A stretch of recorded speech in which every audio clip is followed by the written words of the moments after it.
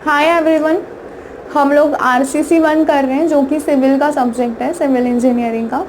ठीक है, आरसीसी 1 को हम स्ट्रक्चरल डिज़ाइन 1 भी कहते हैं और रेनफोर्स्ड सीमेंट कंक्रीट भी कहते हैं। ठीक है, तो इसमें हमने यूनिट फर्स्ट देखी थी।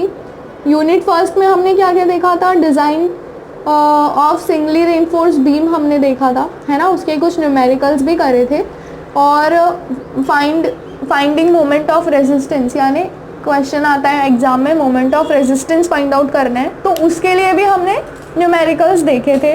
कुछ थ्योरी देखी थी, limit state method, working state method क्या होती है। ठीक है, लोड्स कौन कौन से लगते हैं ये भी देखा था। तो कुछ चीज़ें हमने देखी थी स्टार्टिंग के लेक्चर्स में। आज हम लोग इस लेक्चर में डिज़ाइन स्टेप्स देखने वाले हैं सिंगली रेनफोर्स्ड बीम की। ठीक है, ये एक रिक्वेस्टेड वीडियो है, तो मैं ये इसलिए बना रही हूँ ये वीडियो ताकि आपको इजी हो जाए। अगर आपको ये स्टेप्स याद रहेगी कि इसके बाद कौन सी स्टेप हमको सॉल्व करनी है, तो बहुत इजीली आपका न्यूमेरिकल सॉल्व हो जाएगा फटाफट से। ठीक है, और इस टाइप के जो न्यूमेरिकल है 10 मार्क्स के, 14 मार्क्स के आते हैं एग्ज़ाम में। तो चलिए स्टार्ट करते हैं basic design steps for singly reinforced beam. ठीक है, तो ये हम आरजीपीवी के अकॉर्डिंग सिलेबस कर रहे हैं, आरजीपीवी यूनिवर्सिटी के अकॉर्डिंग। और हमें आरसीसी 1 में किस कोड की ज़रूरत पड़ने वाली है? IS 456-2000 की। ठीक है, तो आप सबसे पहले तो आपको अगर क्वेश्चन मिलता है कि एक सिंगली रेनफोर्स्ड बीम आपको डिज़ाइन करना है, तो उसमें क्या क्या गिवन होता है। गिवन यानी कि क्वेश्चन में आपको क्या क्या दिया होता है। तो क्लियर स्पान दिया होता है, ठीक है, लाइव लोड या फिर वर्किंग लोड आप बोल सकते हो, वो दिया होता है। और आपको कभी कभी लोड दिया होता है, और अगर नहीं दिया होता है तो हमें वो फाइंड आउट करना होता है। ठीक है, तो हम यहाँ पर लिखेंगे स्टेप नंबर 1। ठीक है, स्टेप नंबर 1 हो जाएगी हमारी गिवन डाटा, मतलब हमें क्या क्या गिवन रहेगा।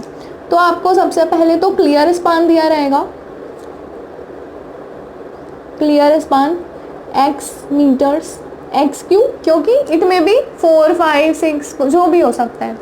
ठीक है, और क्लियर स्पान नहीं दिया रहता है, कभी कभी आपको इफेक्टिव स्पान भी दिया होता है। तो आप क्या करेंगे, उसमें जो विड्थ होती है, width of wall, thickness of wall, वो आपको इसमें ऐड करनी है। ठीक है, अगर आपको इफेक्टिव स्पान दिया होगा तो आप क्या करोगे, उसमें क्लियर स्पान के लिए क्या करोगे, effective span plus thickness of wall, thickness of wall आप उसमें ऐड करोगे। क्लियर, और थिकनेस ऑफ वॉल आपको कितनी लेनी है? 230 mm। समझ में आ रहा है? 230 mm आपको लेनी है अगर आपको इफेक्टिव स्पान दिया है तब, if effective span is given.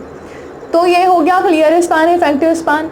उसके बाद आपको दिया रहेगा लाइव लोड। ठीक है, लाइव लोड।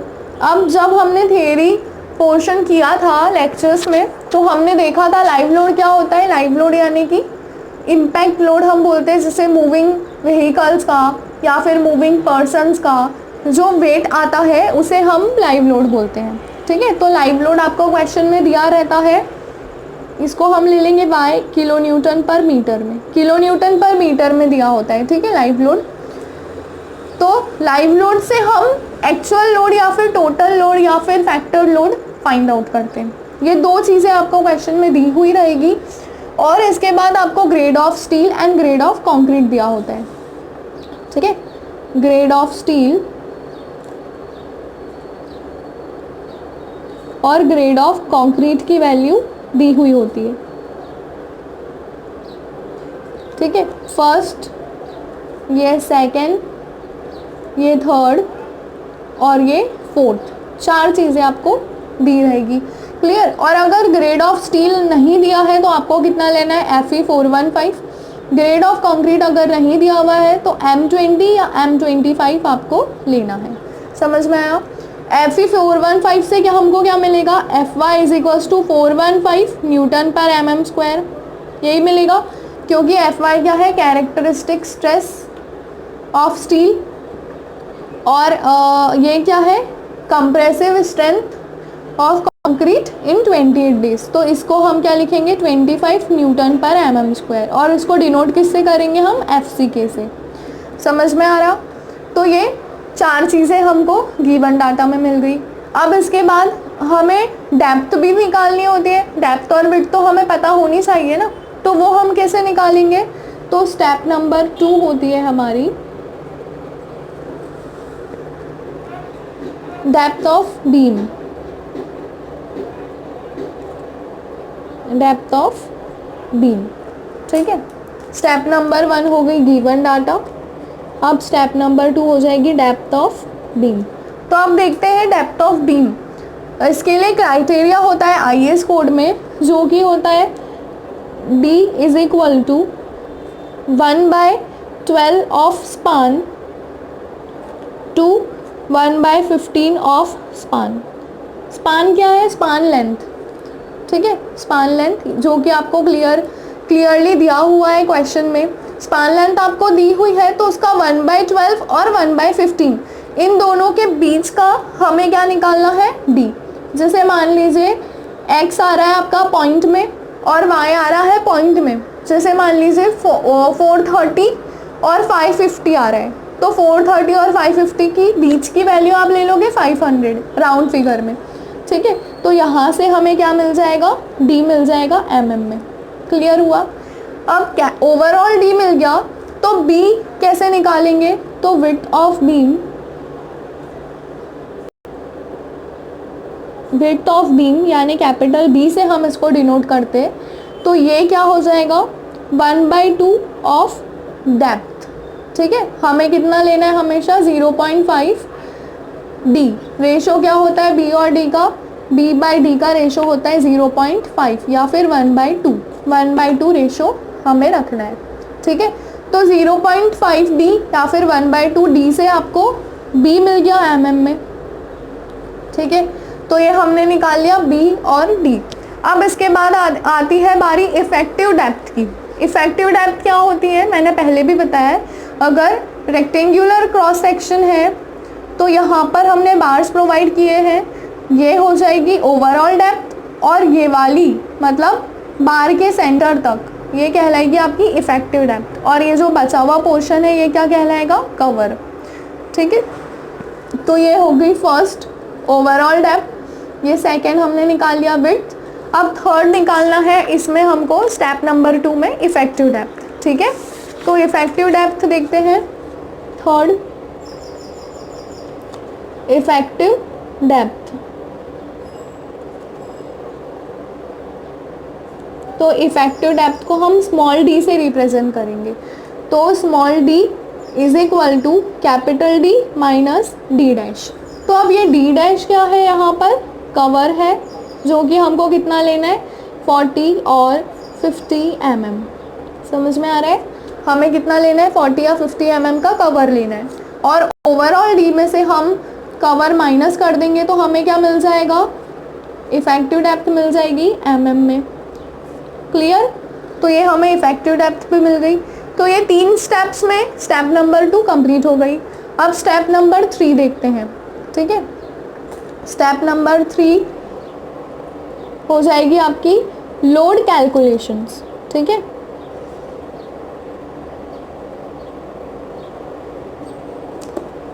Load calculations. तो अब लोड कैलकुलेशन में आपको सबसे पहले क्या निकालना है, सबसे पहले तो आपको दिया रहेगा लाइव लोड, आपको गिवन रहेगा, है ना, क्वेश्चन में गिवन रहेगा लाइव लोड। यहाँ पर मैं लिख देती हूँ गिवन। फिर सेकेंड आपको निकालना होता है फिनिशिंग लोड, फिनिशिंग लोड जो कि हम कितना अज्यूम करते हैं, 0.6 किलो न्यूटन पर मीटर, ठीक है। हम क्या करते हैं, अज्यूम करते हैं 0.6 किलो न्यूटन मीटर। उसके बाद थर्ड आता है आपका डेड लोड। अब डेड लोड क्या होता है, इसका सेल्फ वेट होता है, ठीक है। सेल्फ वेट या फिर डेड लोड एक ही चीज़ है। सेल्फ वेट यानी उसका खुद का वेट। तो वो हम कैसे निकालते हैं, वो हम निकालते हैं gamma into B into D into L. ठीक है, तो अब इसमें एक जो गामा है वो क्या है, तो वो है यूनिट वेट ऑफ मटेरियल। और अब यहाँ पे मटेरियल कौन सा है, आरसीसी है ना, आरसीसी है मटेरियल। तो आरसीसी के लिए गामा की वैल्यू क्या होती है, 25 किलो न्यूटन पर मीटर क्यूब। ठीक है, ये आपको आईएस कोड में भी मिल जाएगा। आईएस कोड में आपको मिलेगा ये पेज नंबर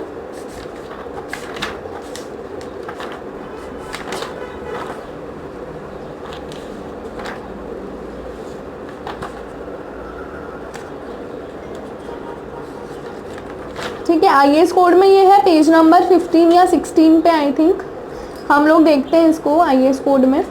ठीक है, और आपको याद रखना है आरसीसी के लिए गामा की वैल्यू होती है 25 किलो न्यूटन पर मीटर क्यूब। वैसे ही पीसीसी की अगर हम बात करें यानी नॉर्मल सीमेंट कंक्रीट की, तो उसके लिए हम लेते हैं 24 और आरसीसी के लिए कितनी लेनी है 25।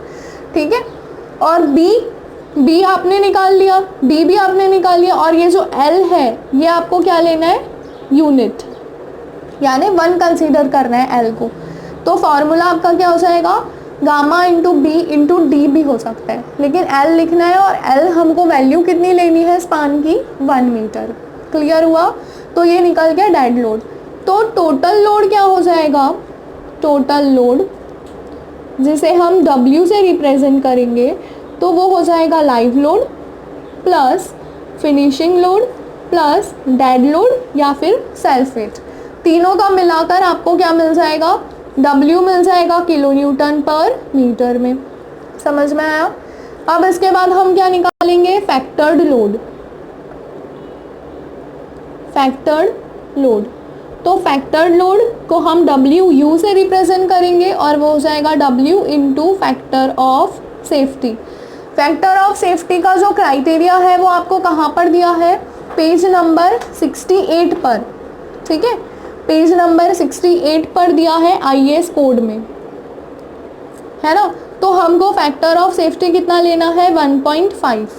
क्लियर, तो यहाँ से आपको क्या मिल जाएगा, WU मिल जाएगा किलो न्यूटन पर मीटर में। तो ये आपकी हो गई स्टेप नंबर 3 कंप्लीट। समझ में आया।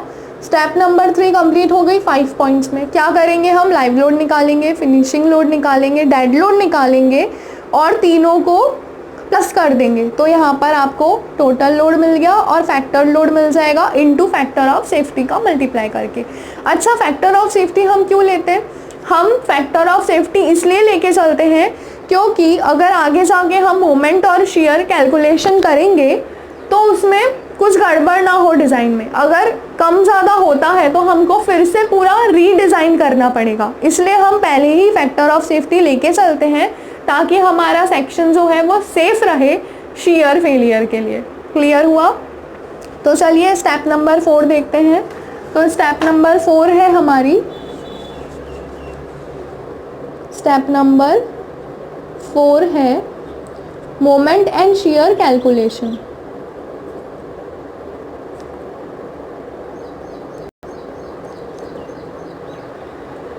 Moment and shear calculation.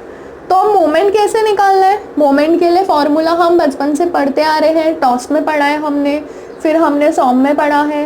क्या पढ़ा है formula, MU is equal to WL²/8, M is equal to WL²/8 होता है, लेकिन क्योंकि MU है तो यहाँ पर भी क्या आ जाएगा WU। क्लियर। तो यहाँ से हमें मोमेंट मिल जाएगा किलो न्यूटन मीटर में, किलो न्यूटन मीटर में मोमेंट मिल गया। फिर उसके बाद शियर फोर्स, तो शियर फोर्स या फिर हम बोल सकते हैं designed shear,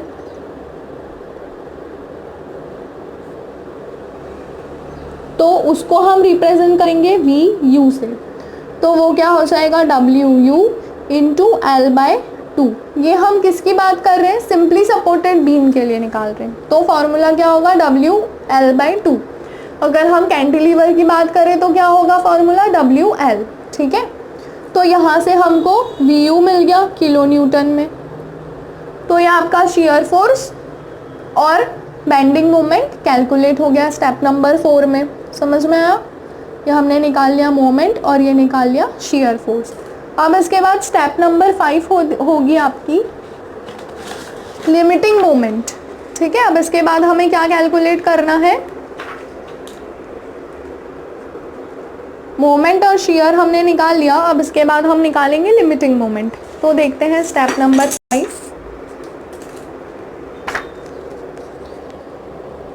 step number 5, limiting moment.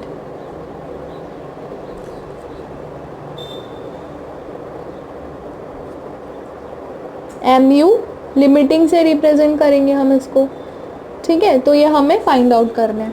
तो अब ये हम कहाँ से निकालेंगे, कहाँ से निकालेंगे हम इसको, तो ये हम निकालेंगे पेज नंबर, यहाँ पर हम लिखेंगे रेफर IS 456/2000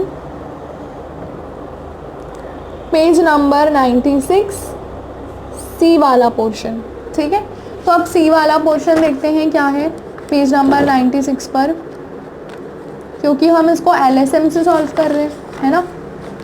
तो ये देखिए ये वाला फॉर्मूला है, mu limiting is equals to 0.36 XUmax upon D bracket में 1 minus 0.42 XUmax upon D bracket close BD square FCK। ठीक है, ये फॉर्मूला मैं यहाँ पर लिख देती हूँ, mu limiting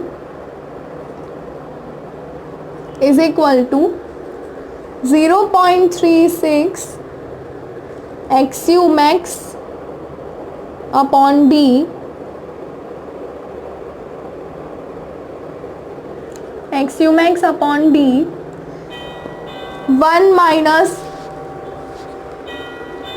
0.42 XUmax upon D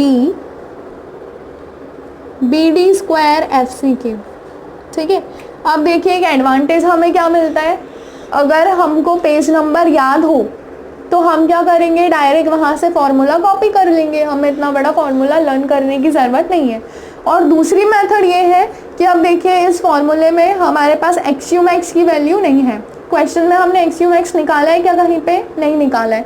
तो हम क्या करेंगे, ये जो XUmax अपॉन D है तो इसका हमें एक नोट करके लिखा है पेज नंबर 70 पर, यहाँ पर मैं लिख देती हूँ refer page number 70 for XUmax upon D। तो इसके लिए पेज नंबर 70 पर हमें क्या दिया है, तो देखिए क्या दिया है पेज नंबर 70 पर, ये देखिए यहाँ पर दिया है हमें 250 अगर रहेगा तो 0.53 रहेगी XUmax अपॉन D की वैल्यू, 415 के लिए 0.48 और 500 के लिए 0.46। तो हमको कुछ भी नहीं करना है, हमको सिर्फ XUmax अपॉन D की जगह पर वो वैल्यू रख देना है।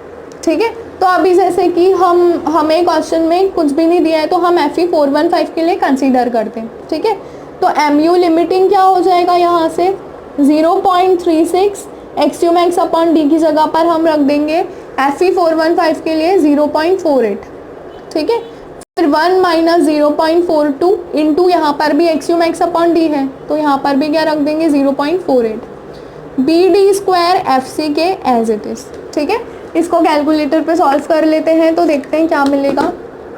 ब्रैकेट सॉल्व करते पहले 1 माइनस 0.42 इंटू 0.48 तो ये मिल गया इंटू 0.36 इंटू 0.48।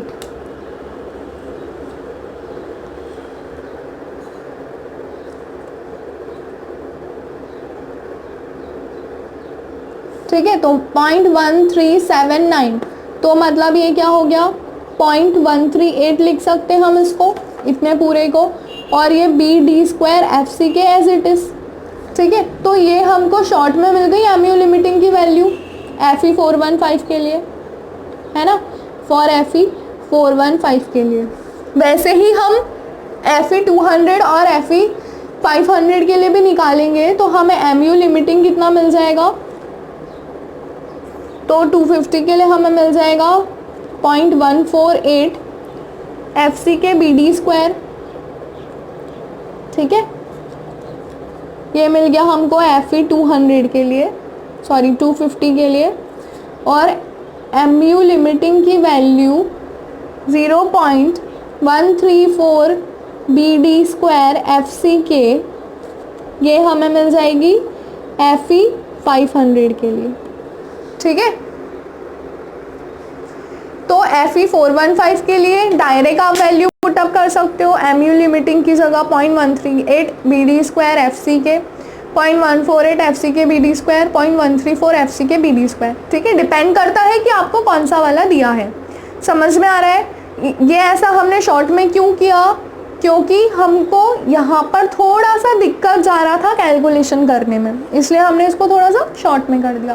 तो अब डायरेक्ट आप ये या फिर ये तीनों में से किसी भी एक फॉर्मूले को यूज़ करके MU लिमिटिंग की वैल्यू फाइंड आउट कर सकते हो, है ना। तो यहाँ से आपको MU लिमिटिंग की वैल्यू मिल जाएगी किलो न्यूटन मीटर में। समझ में आया? अब ये वैल्यू मिल गई, तो इसके बाद हमें क्या निकालना है, एरिया ऑफ स्टील। ठीक है, स्टेप नंबर 7 हमारी क्या होगी, area of steel find out करने की। Step number 6, area of steel, इसको हम रिप्रेजेंट करते हैं AST से।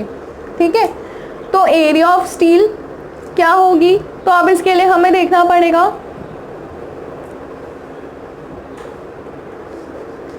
कि अगर MU लिमिटिंग बड़ा है MU से, है ना, जैसे कि स्टेप नंबर 4 में हमने ये देखिए MU की वैल्यू निकाली थी, है ना, और MU लिमिटिंग की वैल्यू निकाली स्टेप नंबर 5 में।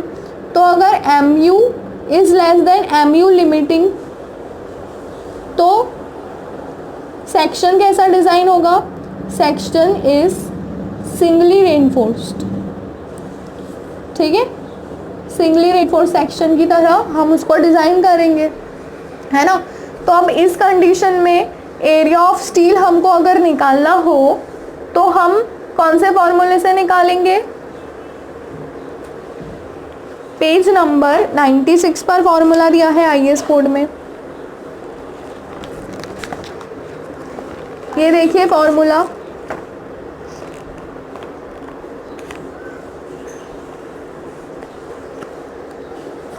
If the value of XU by D is less than the limiting value, मतलब जब भी लिमिटिंग वैल्यू बड़ी आती है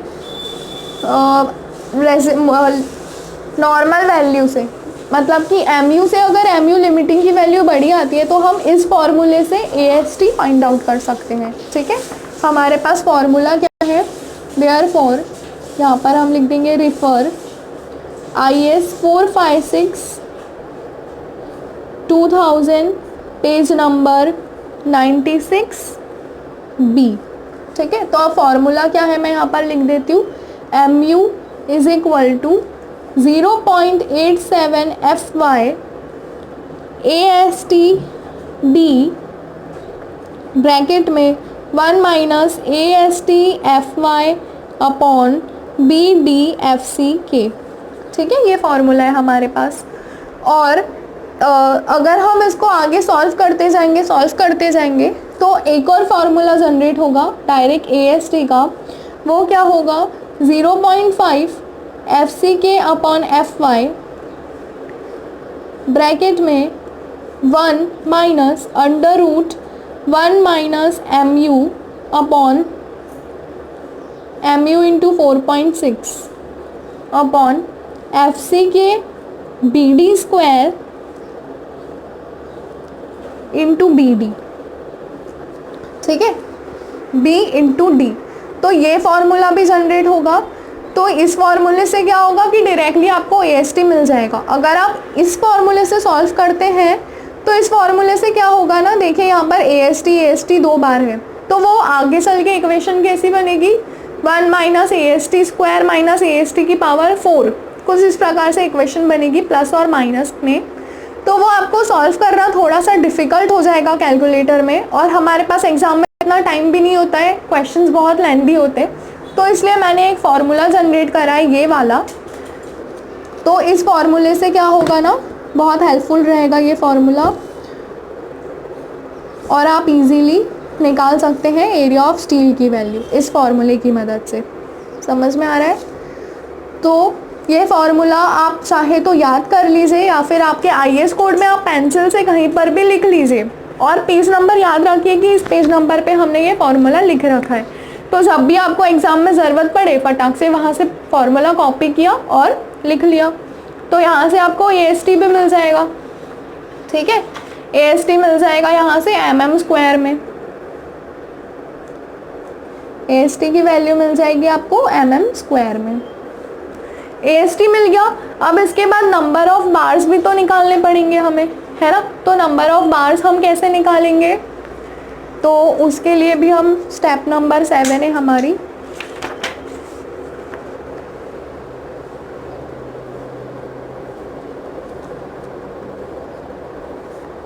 AST मतलब क्या, area of steel in tension zone, ठीक है। A for area, S for steel and T for tension zone, ठीक है।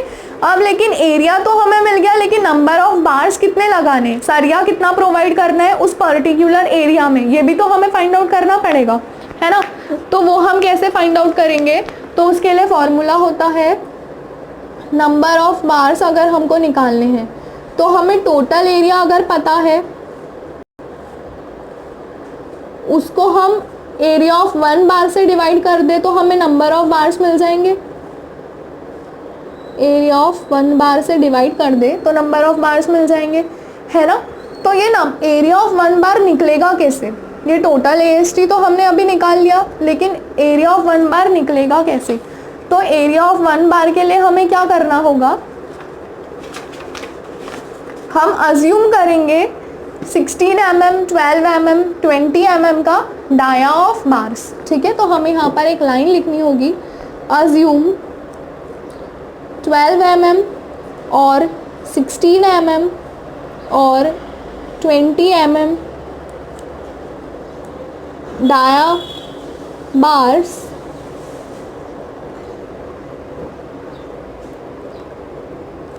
to be provided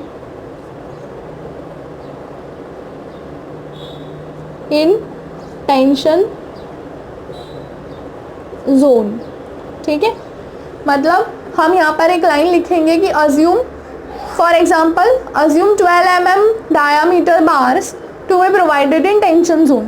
तो अगर 12 मीटर हम ले रहे हैं तो नंबर ऑफ बार्स क्या हो जाएंगे, फिर नंबर ऑफ बार्स जो हमने AST निकाला है वो यहाँ पर लिखेंगे, और यहाँ पर पाई इंटू 12 का स्क्वायर डिवाइड बाय 4, ये क्या हो गया, area of 1 bar.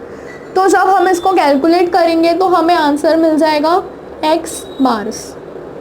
For example अगर आपका आंसर मिलता है 3.4 बार्स तो आप क्या करेंगे, नियरली इक्वल टू 4 बार्स ले लेंगे, ठीक है।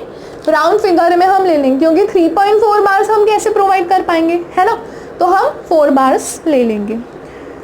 अब ये तो हमने 4 बार्स ले लिया, तो क्या 4 बार्स के अकॉर्डिंग हमको एरिया मिल जाएगा, वो भी निकालना पड़ेगा कि 4 बार्स का एरिया कितना लगेगा, है ना।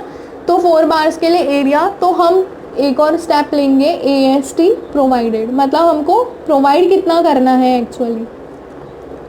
तो AST प्रोवाइडेड क्या आ जाएगा हमारे पास, number of bars into area of 1 bar. मतलब ये जो एरिया हमने निकाला था ये तो टोटल एरिया हमने निकाला हमारे कैलकुलेशंस के हिसाब से, लेकिन अब अगर हमको 4 बार लगाने हैं तो वो कितने एरिया में लगेंगे, कितना एरिया हमें प्रोवाइड करना पड़ेगा। तो यहाँ पर नंबर ऑफ बार्स इनटू ये वाला एरिया और ये बार्स, तो हमें यहाँ से मिल जाएगा कितना एरिया प्रोवाइड करना है, ठीक है। तो ये यहाँ पर कंप्लीट होती है singly reinforce beam for singly reinforce section की सिंपली सपोर्टेड बीम के लिए डिज़ाइन स्टेप्स, ठीक है। अब इसके बाद की जो स्टेप्स है तो वो शियर डिज़ाइन करना होता है हमें, ठीक है, शियर डिज़ाइन करना होता है। तो उसकी जो स्टेप्स है वो हम अलग से न्यू लेक्चर में देखेंगे, क्लियर। तो ये हो गया यहाँ पर complete design of singly reinforce beam, या फिर हम बोल सकते हैं सिंपली सपोर्टेड बीम, ठीक है। यहाँ पर मैं ऐड कर देती हूँ सिंपली सपोर्टेड बीम। क्या किया हमने, एक बार ओवरव्यू देख लेते हैं। गिवन डाटा जिसमें क्लियर स्पान दिया था हमें और लाइव लोड दिया था, ठीक है। उसके बाद हमने ग्रेड ऑफ स्टील और ग्रेड ऑफ कंक्रीट अगर नहीं दिया रहेगा तो मैंने बताया हमें क्या लेना है, तो यहाँ पर स्टेप नंबर 1 कंप्लीट होती है। फिर step number 2 depth of beam और विड्थ ऑफ बीम हमने फाइंड आउट करी। डेप्थ ऑफ बीम यानी डी जो कि 1/12 टू 1/15 ऑफ स्पान लेंथ होती है, और विड्थ का हमें रेशो रखना है 1/2 ऑफ डी, तो यहाँ से बी और डी निकल जाएगी।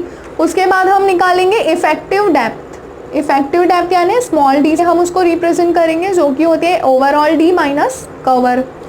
उसके बाद हम लेंगे लोड कैलकुलेशंस। तो लोड कैलकुलेशंस की 5 स्टेप्स क्या क्या है, लाइव लोड जो कि गिवन रहेगा, फिनिशिंग लोड जो कि हम अज्यूम करेंगे, फिर डेड लोड जिसका फॉर्मूला होता है gamma into B into D into L. तो एल यहाँ पे हमको 1 रखना है और गामा रखना है 25, और बी और डी की वैल्यू आपने पहले फाइंड आउट कर चुके हैं। फिर तीनों को प्लस करके हमें मिल जाएगा टोटल लोड। फैक्टर लोड निकालेंगे फैक्टर ऑफ सेफ्टी का मल्टीप्लाई करके। फिर मोमेंट और शेयर कैलकुलेट करेंगे, उसके लिए ये फॉर्मूलाज है। फिर उसके बाद हम क्या निकालेंगे, लिमिटिंग मोमेंट। तो लिमिटिंग मोमेंट के लिए हमें पेज नंबर 96 पे जो फॉर्मूला है वो दिया है, यूज़ करना है। अदरवाइज आप उसको शॉर्ट करके ये 3 में से कोई भी एक फॉर्मूला यूज़ कर सकते हो, पर्टिकुलरली जो भी ग्रेड आपको दिया है या फिर जो भी ग्रेड आपने लिया है स्टील का उस ग्रेड के लिए। फिर आपको देखना है कि एमयू बड़ा है या एमयू लिमिटिंग बड़ा है। अगर एमयू लिमिटिंग बड़ा है तो आपका सिंगली रेनफोर्स सेक्शन कहलाएगा और आप उसके अकॉर्डिंग डिज़ाइन करोगे।